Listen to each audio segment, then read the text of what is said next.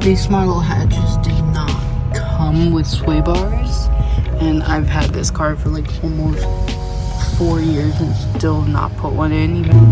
So we're putting this in today. The bushings definitely seen better days, but I'm still gonna throw it in and then just order an energy bushing kit for it.